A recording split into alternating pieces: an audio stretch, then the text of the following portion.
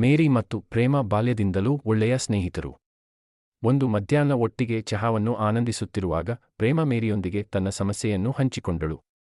ಅವಳು ಬೆಳಿಗ್ಗೆ ತನ್ನ ಕೈಗಳ ಕೀಲುಗಳಲ್ಲಿ ಬಿಗಿತ ಉಂಟಾಗುವುದರ ಬಗ್ಗೆ, ಕೆಲವೊಮ್ಮೆ ಊದಿಕೊಳ್ಳುವುದು ಮತ್ತು ಅದರಿಂದ ನೋವು ಬರುವುದರ ಬಗ್ಗೆ ವಿವರಿಸಿದಳು. ಅವಳಿಗೆ ಸರಳವಾದ ಕೆಲಸಗಳು ಸಹ ಸವಾಲಾಗಿದ್ದವು. ಇದಕ್ಕೆ ಮೇರಿ ಇದನ್ನು ಪರೀಕ್ಷಿಸಲು ರೂಮಟಾಲಜಿಸ್ಟ್ರನ್ನು ಭೇಟಿ ಮಾಡಬೇಕೆಂದು ಸಲಹೆ ನೀಡಿದಳು. ಮೇರಿಯೊಂದಿಗೆ ಮಾತನಾಡಿದ ನಂತರ ಪ್ರೇಮ ಪಟ್ಟಣದ ಸಂಧಿವಾತ ತಜ್ಞರು ಡಾಕ್ಟರ್ ಹರೀಶ್ ಅವರನ್ನು ಭೇಟಿ ಮಾಡಲು ನಿರ್ಧರಿಸಿದರು. ಡಾಕ್ಟರ್ ಹರೀಶ್ ರುಮಟಾಯ್ಡ್ ಆರ್ಥ್ರೈಟಿಸ್ ಎನ್ನುವುದು ಸ್ವಯಂ ನಿರೋಧಕ ಕಾಯಿಲೆಯಾಗಿದ್ದು, ಇದರಿಂದ ದೇಹದ ಪ್ರತಿರಕ್ಷಣಾ ವ್ಯವಸ್ಥೆಯು ಆರೋಗ್ಯಕರ ಕೀಲುಗಳ ಮೇಲೆ ತಪ್ಪಾಗಿ ದಾಳಿ ಮಾಡುತ್ತದೆ, ಇದು ಉರಿಯೂತ ಉಂಟುಮಾಡುತ್ತದೆ ಎಂದು ವಿವರಿಸಿದರು. ಹಾಗೆಯೇ ಅವರು ಕೆಲವು ಸಾಮಾನ್ಯ ರೋಗಲಕ್ಷಣಗಳನ್ನು ವಿವರಿಸಿದರು. ಬೆಳಿಗ್ಗೆ ಕೀಲುಗಳ ಬಿಗಿತ 30 ನಿಮಿಷಗಳಿಗಿಂತ ಹೆಚ್ಚು ಇರುವುದು, ಒಂದಕ್ಕಿಂತ ಹೆಚ್ಚು ಕೀಲುಗಳಲ್ಲಿ ಒತ್ತ ಮತ್ತು ಬಿಗಿತ, ಒಂದೇ ತರಹದ ಕೀಲುಗಳಲ್ಲಿ ನೋವು ಬರುವುದು, ಉದಾಹರಣೆಗೆ 2 ಮಣಿಕಟ್ಟುಗಳು, 2 ಮೊಣಕಾಲುಗಳು ಇತ್ಯಾದಿ. ರುಮಟಾಯ್ಡ್ ಆರ್ಥ್ರೈಟಿಸ್ ಮತ್ತು ಆಸ್ಟಿಯೋಆರ್ಥ್ರೈಟಿಸ್ ನಡುವಿನ ವ್ಯತ್ಯಾಸಗಳನ್ನು ಅರ್ಥಮಾಡಿಕೊಳ್ಳಲು ಪ್ರೇಮ ಆಸಕ್ತಿ ಹೊಂದಿದ್ದರು, ಏಕೆಂದರೆ ಆಸ್ಟಿಯೋಆರ್ಥ್ರೈಟಿಸ್ ತನ್ನ ತಾಯಿ ಅನುಭವಿಸಿದ ಸ್ಥಿತಿಯಾಗಿತ್ತು. ರುಮಟಾಯ್ಡ್ ಆರ್ಥ್ರೈಟಿಸ್ ಸ್ವಯಂ ನಿರೋಧಕ ಸ್ಥಿತಿಯಾಗಿದ್ದು, ಅದು ಉರಿಯೂತವನ್ನು ಉಂಟುಮಾಡುತ್ತದೆ ಮತ್ತು ಅನೇಕ ಕೀಲುಗಳ ಮೇಲೆ ಸಮಾನವಾಗಿ ಪರಿಣಾಮ ಬೀರುತ್ತದೆ. ಇದು ಸಾಮಾನ್ಯವಾಗಿ ದೀರ್ಘಕಾಲದ ಬಿಗಿತ ಮತ್ತು ಆಯಾಸಕ್ಕೆ ಕಾರಣವಾಗುತ್ತದೆ.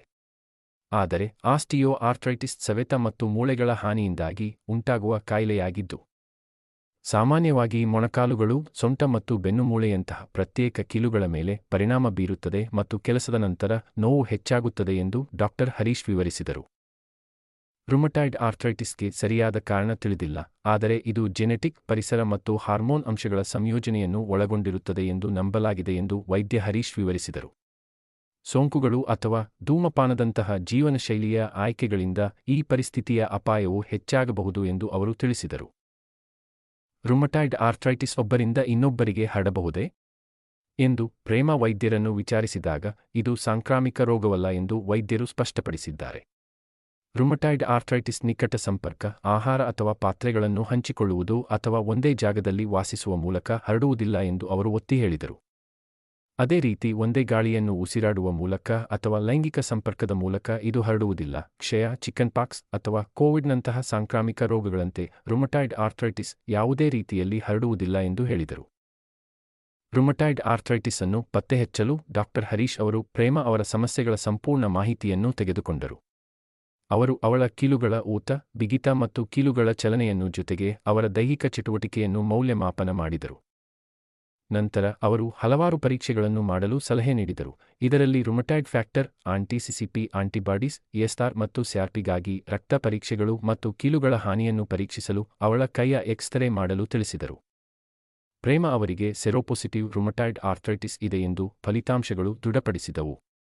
ಇದಕ್ಕೆ ಡಾಕ್ಟರ್ ಹರೀಶ್ ಅವರ ರೋಗಲಕ್ಷಣಗಳನ್ನು ನಿರ್ವಹಿಸುವ ಮತ್ತು ಮತ್ತಷ್ಟು ಕೀಲು ಹಾನಿಯನ್ನು ತಡೆಗಟ್ಟುವ ಚಿಕಿತ್ಸಾ ಯೋಜನೆಯನ್ನು ವಿವರಿಸಿದರು.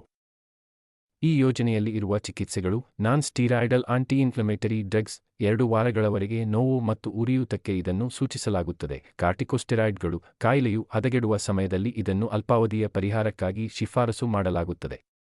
ಡಿಸೀಸ್ ಮಾಡಿಫೈಯಿಂಗ್ ಆಂಟಿ-ರುಮಾಟಿಕ್ ಡ್ರಗ್ಸ್, ಮೆಥೋಟ್ರೆಕ್ಸೇಟ್ನಂತಹ ಡಿ-ಮಾರ್ಡ್ ಔಷಧಿಗಳು ರೋಗದ ಪ್ರಗತಿಯನ್ನು ನಿಧಾನಗೊಳಿಸುವ ಉದ್ದೇಶವನ್ನು ಹೊಂದಿರುತ್ತವೆ. ಬಯೋಲಾಜಿಕ್ಸ್, ಇವುಗಳು ರುಮಟಾಯ್ಡ್ ಆರ್ಥ್ರೈಟಿಸ್ ಅಲ್ಲಿ ಒಳಗೊಂಡಿರುವ ಪ್ರತಿರಕ್ಷಣಾ ವ್ಯವಸ್ಥೆಯ ನಿರ್ದಿಷ್ಟ ಅಂಶಗಳನ್ನು ಗುರಿಯಾಗಿಸಿಕೊಂಡು ಚಿಕಿತ್ಸೆ ನೀಡುತ್ತವೆ. ಇವು ಡಿಮಾರ್ಡ್ ವಿಫಲವಾದಲ್ಲಿ ಅನ್ವಯಿಸುತ್ತದೆ. ಈ ಔಷಧಿಗಳ ಜೊತೆಗೆ ವೈದ್ಯರು ಹಲವಾರು ಇತರ ಚಿಕಿತ್ಸೆಯನ್ನು ಸೂಚಿಸಿದರು. ಫಿಸಿಕಲ್ ಥೆರಪಿ ಕೀಲುಗಳ ಚಲನೆ ಮತ್ತು ಬಲವನ್ನು ಕಾಪಾಡಿಕೊಳ್ಳಲು ಸಹಾಯ ಮಾಡುತ್ತದೆ. ವ್ಯಾಯಾಮ, ಈಜು ಮತ್ತು ನಡಿಗೆಯಂತಹ ಕಡಿಮೆ ಪ್ರಭಾವದ ಚಟುವಟಿಕೆಗಳನ್ನು ಪ್ರೋತ್ಸಾಹಿಸುವುದು, ಒತ್ತಡ ನಿರ್ವಹಣೆ, ಯೋಗ ಮತ್ತು ಧ್ಯಾನದಂತಹ ತಂತ್ರಗಳನ್ನು ಅಳವಡಿಸಿಕೊಳ್ಳುವುದು. ಸಹಾಯಕ ಸಾಧನಗಳು, ಕೀಲುಗಳ ಒತ್ತಡವನ್ನು ನಿವಾರಿಸಲು ಕಟ್ಟುಪಟ್ಟಿಗಳು ಅಥವಾ ಬೆಂಬಲ ನೀಡುವ ಸಾಧನಗಳನ್ನು ಬಳಸುವುದು ಉತ್ತಮ. ಡಾಕ್ಟರ್ ಹರೀಶ್ ಆಕೆಯ ಸ್ಥಿತಿಯನ್ನು ಮೇಲ್ವಿಚಾರಣೆ ಮಾಡಲು ಮತ್ತು ಅಗತ್ಯ ಚಿಕಿತ್ಸೆಗಳನ್ನು ಸರಿಹೊಂದಿಸಲು ಸಮಯಕ್ಕೆ ಸರಿಯಾಗಿ ವೈದ್ಯರನ್ನು ಭೇಟಿ ಮಾಡುವುದು ಮುಖ್ಯವಾಗಿದೆ ಎಂದು ತಿಳಿಸಿದರು. ಸರಿಯಾದ ನಿರ್ವಹಣೆಯೊಂದಿಗೆ ರುಮಟಾಯ್ಡ್ ಆರ್ಥ್ರೈಟಿಸ್ ಹೊಂದಿರುವ ಅನೇಕ ಜನರು ತೃಪ್ತಿಕರ ಜೀವನವನ್ನು ನಡೆಸುತ್ತಾರೆ ಎಂದು ಅವರು ಪ್ರೇಮಗೆ ಭರವಸೆ ನೀಡಿದರು. ವೈದ್ಯರು ಹೇಳಿರುವ ಚಿಕಿತ್ಸಾ ಯೋಜನೆ ಮತ್ತು ಅವರ ಬೆಂಬಲದೊಂದಿಗೆ ಪ್ರೇಮ ತಮ್ಮ ರುಮಟಾಯ್ಡ್ ಆರ್ಥ್ರೈಟಿಸ್ ಅನ್ನು ನಿಯಂತ್ರಿಸಲು ಮತ್ತು ಜೀವನವನ್ನು ಆನಂದಿಸಲು ಸಿದ್ಧರಾಗಿದ್ದರು. ಪ್ರೇಮ ಅವರು ತಮ್ಮ ದೀರ್ಘಕಾಲಿಕ ಚಿಕಿತ್ಸೆ ಮತ್ತು ಸ್ಥಿತಿಯನ್ನು ನಿರ್ವಹಿಸಲು ಯಾವುದೇ ಸರ್ಕಾರಿ ಬೆಂಬಲ ಅಥವಾ ಪ್ರಯೋಜನಗಳ ಬಗ್ಗೆ ಡಾಕ್ಟರ್ ಹರೀಶ್ ಅವರೊಂದಿಗೆ ವಿಚಾರಿಸಿದರು. ಇದಕ್ಕೆ ಡಾಕ್ಟರ್ ಹರೀಶ್ ಔಷಧ ಇಲಾಖೆ ಸ್ಥಾಪಿಸಿರುವ ಜನ್ ಔಷಧಿ ಅಂಗಡಿಗಳು ಕಡಿಮೆ ದರದಲ್ಲಿ ಜೆನೆರಿಕ್ ಔಷಧಗಳನ್ನು ನೀಡುತ್ತಿವೆ ಎಂದು ತಿಳಿಸಿದರು.